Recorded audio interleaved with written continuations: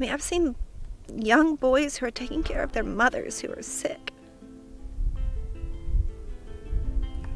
That's the kind of person I do want here.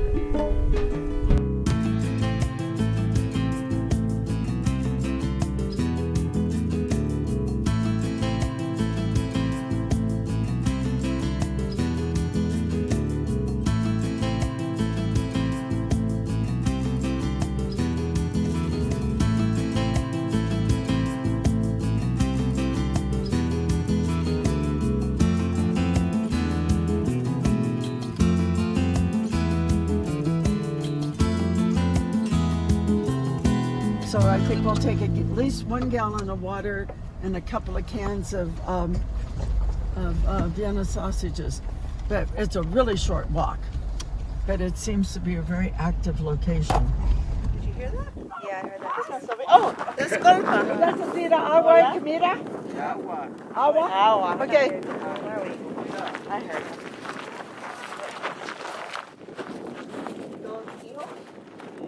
I do feel better that I always learn something whenever I come here. But I really do think that it's important that I try and show the face of America that I wish that they would see, because they're going to run into a lot of really bad people. And I don't want that to be what they think of my country. Like a couple weeks ago, Gail snatched 2 little girls right out of the guy's hands right before he was about to do something horrible. Right here. Because we do have this image across the world. And then they show up and Border Patrol is inundated and they're worn down and they're frustrated and they see the worst of the worst. So I understand where maybe sometimes their attitude comes from. I get it. I get that the work that they do is really hard. The Border Patrol. Mm-hmm. Yeah. When you said earlier about Gail snatching the 2 little girls out of the hands, whose hands are you speaking of? He said he was a hunter.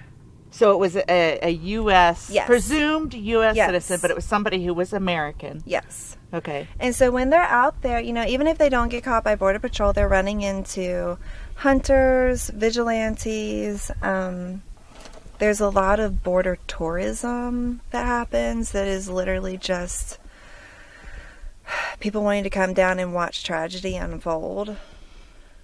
And so that's not the side of America that I want them to see first. I want them to see a welcome. I understand. Yeah, and that's not something I actually even thought of, people coming down here just to watch tragedy happen, right? My first trip down here, I was helping with a lady who was having a heart attack on the wall. And there's a like a resort ranch not far from here in Sassabee, and they'll do day trips, and there was a line of UTVs that was rolling by us on a tour. Tourists on an excursion to see the wall, and I'm watching a woman have a heart attack, and I've got Band-Aids and a bottle of water. We were really lucky that day that we had 2 doctors at the camp. That doesn't always happen. So we were able to get her medical attention right away. But that's pretty rare. I don't always have a doctor or a nurse out here with me. I don't always have a translator out here with me. So if it happened to you that one time, how many times has it happened, you know, when you're not around, right? Yeah, it happens a lot at night.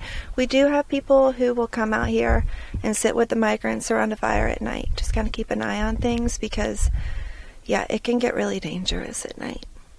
Okay, there's 2 different kinds of migrants. We have asylum seekers and we have travelers.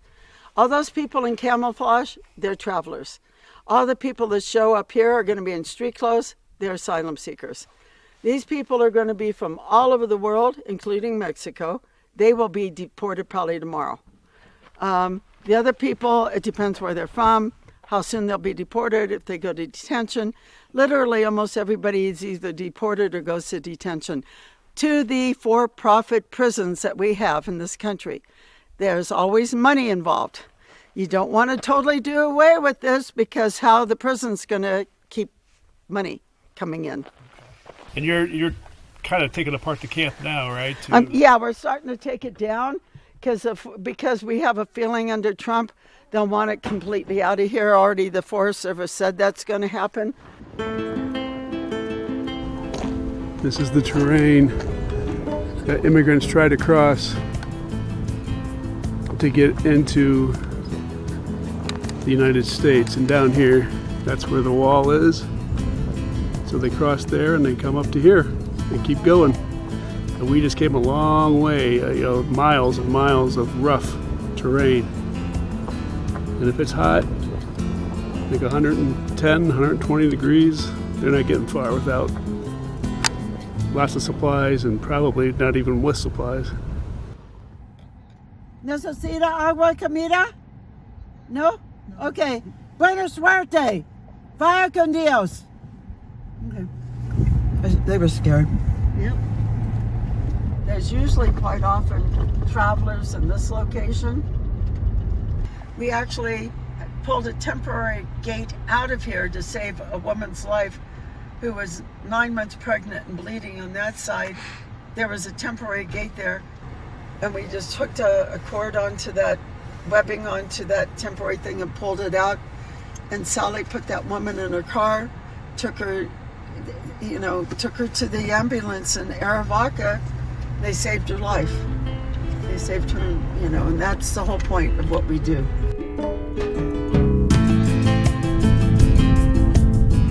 I'm a volunteer with People Helping People, our Arivaca Borderland Support. We're a small group here on the border. It's the only humanitarian aid office on the border in Arizona. And what we do is we help the locals here dealing with the problem of people that get lost in the desert on their way to seek asylum or to find help or to move forward. What we do here is we do rescue bags for the locals to have in their cars. We, when they come here, they tell us what is going on. If they have somebody in their donkey shed, or if they have somebody on their property, or if they see somebody on the side of the road that is left behind, they call us. We can go out and assess the situation and see what is happening, and we can either give them the help they need by either calling an ambulance, Flight for Life. We can talk to them and find out if they need just what they need. If they need food, water, we give it to them. Sometimes we can bring them here, give them some shelter, some warm food, and let them decide what they want to do. La la la la la la, sí, sí se puede. La la la la la la la, sí, sí se puede. La la la la la la la, sí, sí se puede. La la la la la la la.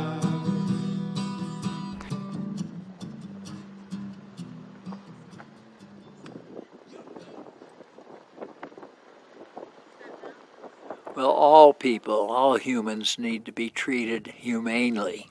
It's very horrible to have people die on your ranch. And one of the ways I try to be helpful is I have 24 wells, and I have 29 drinking fountains. So anybody can come along on the ranch, they can get a drink, fill up their water bottle, and go on. It's kind of the humanitarian thing to do. And I have two types of people coming onto my ranch. One type of person is coming to seek economic asylum or true asylum. And they'd come around the end of the wall on my ranch and walk west, where they're met by the Samaritans and are treated really well. Some of them are hungry, some of them are thirsty, and we often see women and children. So they really need to be treated well, and I personally believe they should be deported. My heart gets broken a lot when I see people's dreams dying here. I call it the road of broken dreams, because so many of their dreams end in this area. And they tear their pictures out, Kingdom of Nepal, because it says Kathmandu. So that would be Kingdom of Nepal. And so tell me again, so they drop their passports on purpose and rip them up, right? And, and this is to so that they don't have any proof of what? They could have stopped someplace and asked for asylum on the way. Some of them say it's because it's their last way of saying goodbye to the country that they were trying to get away from and never want to go back to.